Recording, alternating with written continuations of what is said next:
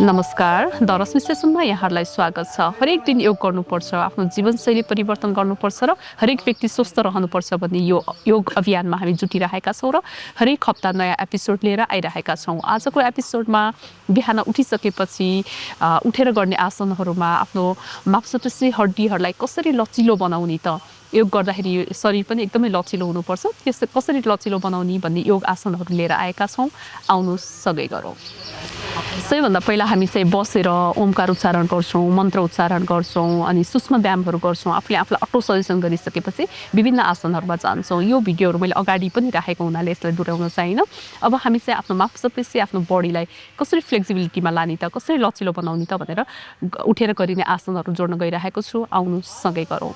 अब हामी यो ताडा आसन गर्छौँ। ताडा आसन गर्दा चाहिँ हातलाई यसरी लक गर्छौँ।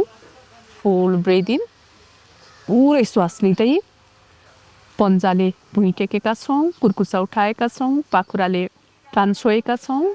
कति होल्ड गर्न सक्छौँ? 1 2 3 4 5 6। विश्राम गर्दा श्वासलाई पनि विश्राम। मुटुको समस्या छ, प्रेसर हाई छ भने श्वासलाई होल्ड गर्दैनौँ। घुँडा दुख्छ, ढाड दुख्छ भने यसरी पन्जामले मात्र टेक्दैनौँ कि तनक्क श्वास लिँदै छोड्दै, श्वास लिँदै छोड्दै गर्छौँ। होइन भने सामान्य व्यक्तिहरूले चाहिँ गर्न सकेसम्म आफ्नो शरीरको अवस्थाले भ्याएसम्म श्वास लिँदै 1 2 3 4 5 6। श्वास छोड्दै रिल्याक्स। फेरि श्वास लिँदै 1 2 3 4 5 6। विश्राम गर्छौँ। हामी बिहान उठ्ने बित्तिकै जुरुक्क उठेर बाथरुम नजाने, एकचोटि ताडा आसन तनक्क शरीर तन्काएर मजाले यसरी हिँडेर अफिसको टाइममा पनि कुर्सीमा बस्दा बस्दा धेरै लामो समय छ भने आफ्नो अफिसको रुममा पनि यस्तो गर्दाखेरि मजाले ढाडमा सबै नसा नाडीहरूमा ब्लड सर्कुलेसन, अक्सिजनको लेभलहरू पुग्छ। यो पनि गर्न सक्छौँ। रिल्याक्स गर्छौँ। अब यसैलाई 5-6 पटकसम्म दोहोऱ्याउन सकिन्छ भने तिर्यक ताडा आसन। खुट्टालाई फिटाउँछौँ। श्वास लिँदै श्वास छोड्दै दायाँ, हेराइ माथि, हात तनक्क कम्मरबाट मात्रै मोडेका छौँ। श्वास लिँदै सिधा उभिन्छौँ। श्वास छोड्दै बायाँ, माथि हेर्छौँ, कति सकिन्छ तनक्क तन्काउँछौँ। श्वास लिँदै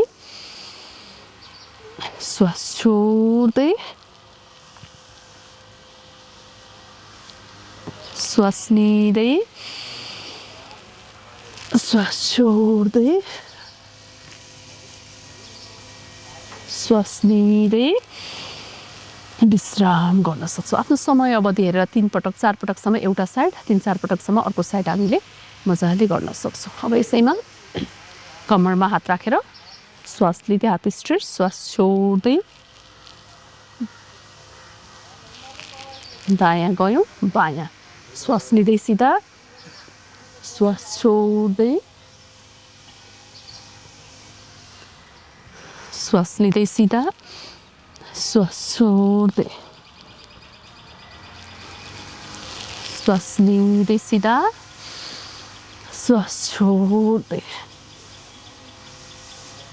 अब यसैमा बढाउँदै हामी घुँडासम्म जान्छौँ। थोरै खुट्टा फिटाउँछौँ। श्वास लिँदै श्वास छोड्दै,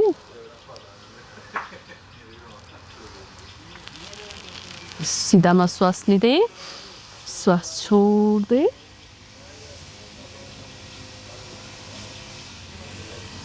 श्वास लिँदै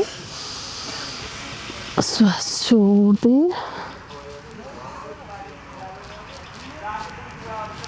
श्वास लिँदै श्वास छोड्दै,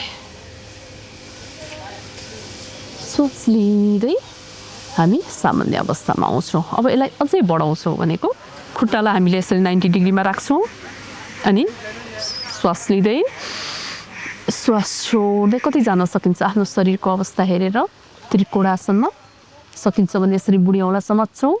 हेराइ माथिको हातमा कति होल्ड गर्न सकिन्छ 1 2 3 4 श्वास लिँदै सिधा श्वास छोड्दै बायाँ यसरी जति जान सकिन्छ यहाँ जाने सकिन्छ भने बुढी औँला यसरी समातेर 1 2 3 4 श्वास लिँदै सिधा श्वास छोड्दै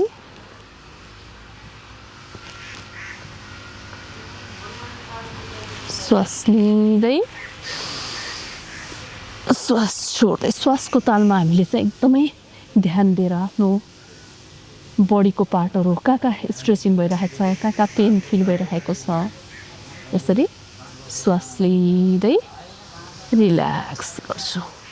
अब हामीले यसरी यो त्रिकोण आसन गरिसकेपछि यसैमा श्वास लिँदै खुट्टालाई यसरी मोड्छौँ श्वास छोड्दै जति सकिन्छ पुरै मरक्क बटारेर देब्रे हातले दाहिने खुट्टाको पछाडिपट्टिको भुइँमा छुन्छौँ श्वास लिन्छौँ श्वास प्रश्वासमा चाहिँ एकदमै ध्यान दिनुपर्ने हुन्छ श्वासको तालमा गरियो भने आसनहरूको यो विधिहरू पनि मिल्दै जान्छ है श्वास लिँदै श्वास छोड्दै छोड्दै छोड्दै पुरै पेट निचारेर देब्रे हात दाहिने खुट्टाको साइडमा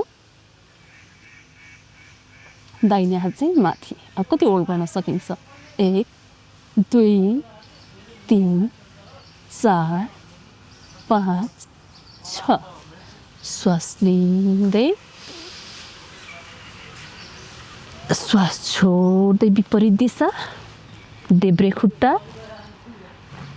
दाहिने हात देब्रे हात चाहिँ माथि 1 2 3 4 5 6 श्वास लिँदै मैले हरेक यी आसनहरू चाहिँ 2 पटक गरिरहेको छु श्वास छोड्दै खुट्टालाई पनि 90 डिग्रीमा लगाछौँ पेटलाई मरक्क बटारेर 1 2 3 4 श्वास लिँदै सिधा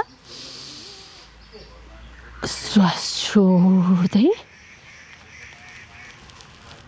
1 2 3 4 श्वास लिँदै विश्राम यसले गर्दाखेरि हाम्रो यो कुमको नसा यहाँको मांसपेशीहरू पनि एकदमै खुक्लो हुँदै जान्छ अनि यो तिघ्राको यो पिडुलाको नसा मांसपेशीहरू पनि जति सक्दो स्ट्रेचिङ हुन्छ तन्किँदै गएर हाम्रो शरीरका यो हड्डी मांसपेशीहरू चाहिँ एकदमै लचिलो हुँदै जान्छ। यसैमा हामीले वीरभद्रासन गर्छौँ दाहिने साइड पुरै श्वास लिन्छौँ श्वास छोड्दै यसरी 1 2 3 4 5 6 श्वास लिँदै श्वास छोड्दै 1 2 3 4 5 6 4 पटक 6 पटक 8 पटक आफ्नो शरीरको अवस्था हेरेर पुरै श्वास छोड्छौँ सिधामा पुरै लिइसकेका छौँ कति सकिन्छ काउन्ट गर्ने हातलाई सिधा एउटा तल एउटा माथि भन्दा नि स्ट्रेट गरेर श्वास लिँदै श्वास छोड्दै श्वास लिँदै विश्राम गर्छौँ। यसैमा हामीले यो खुट्टाको भागलाई यसरी फोल्ड गर्छौँ दाहिने हातलाई नि यसरी एउटा मुद्रामा राख्छौँ पहिला सिधामा श्वास लिन्छौँ श्वास छोड्दै अर्को हातलाई कानको साइडबाट हेराइ चाहिँ यसरी 1 2 3 4 श्वास लिँदै विपरीत दिशा श्वास छोड्दै 1 2 3 4 श्वास लिँदै श्वास छोड्दै 1 2 3 4 श्वास लिँदै श्वास छोड्दै 1 2 3 4 श्वास लिँदै विश्राम गर्छौँ। त्यसैमा अर्को चाहिँ हामीले पछाडिपट्टि यो पुरै पेटको भागलाई पुरै निचारेर यो भागहरूलाई पनि जतिसक्दो ओपन बनाउनको लागि, लचिलो बनाउनको लागि दाहिने खुट्टालाई यसरी फोल्ड गर्छौँ। नमस्ते हृदय चक्रमा छुन्छौँ। श्वास लिँदै श्वास छोड्दै 1 2 3 4 5 6 विश्राम गर्दै अब मैले यसलाई चाहिँ यताको भागमा देखाउनको लागि एकचोटि यता फर्केर गर्छु। श्वास लिँदै स्ट्रेट सिधा श्वास छोड्दै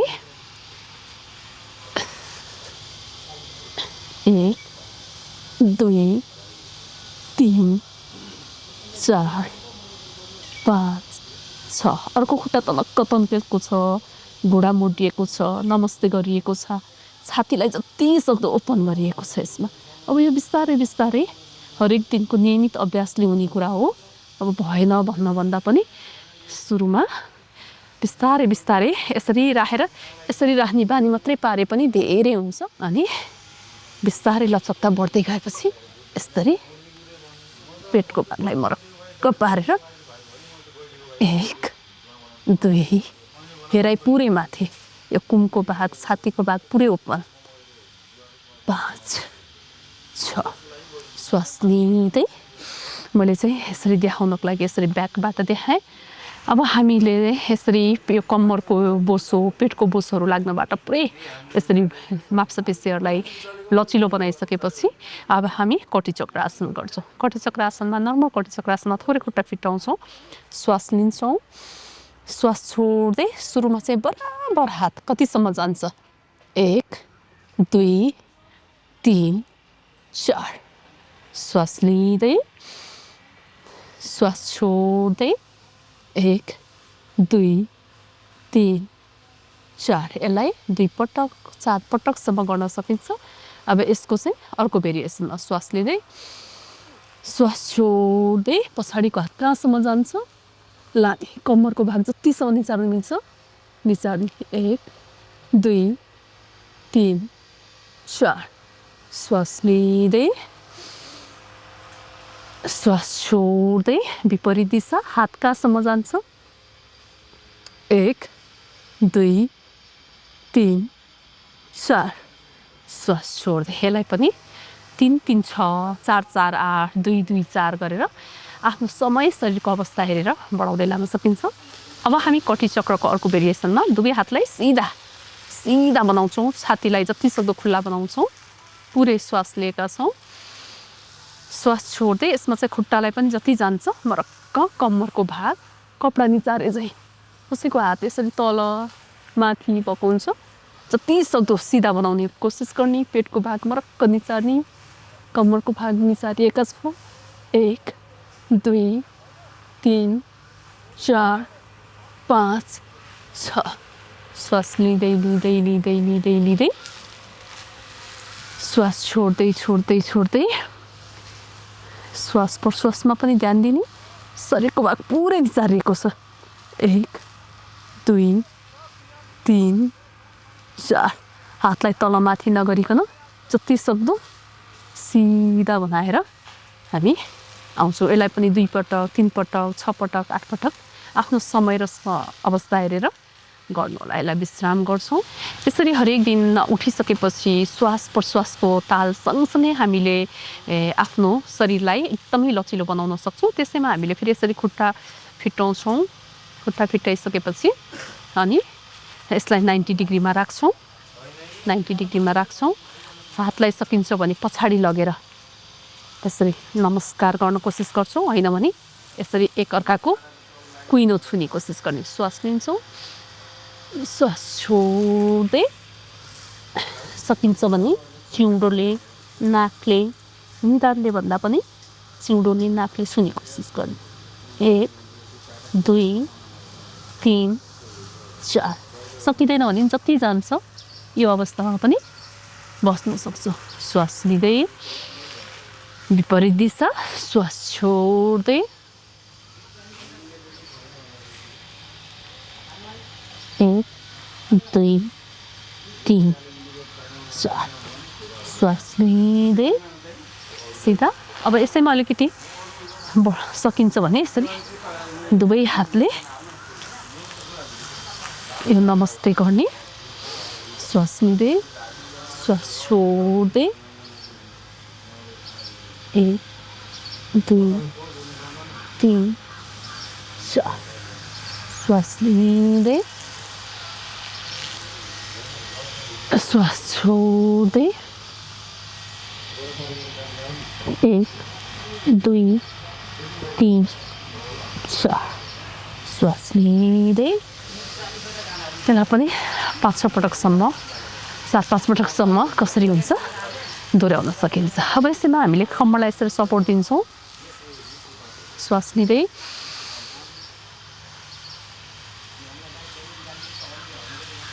श्वास छोड्दै हातलाई माथि लम्ब पर्छौँ। हेराइ अगाडि श्वास लिँदै